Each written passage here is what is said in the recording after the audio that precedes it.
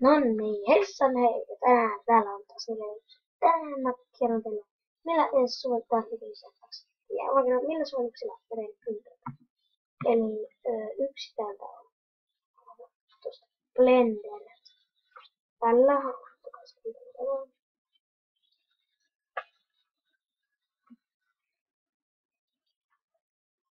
tämmöisellä. Ja noin. Joo, eli tällä mä en tehdä kans.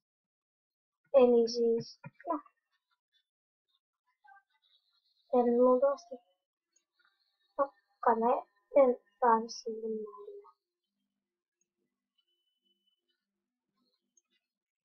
Sen jonkinlaista.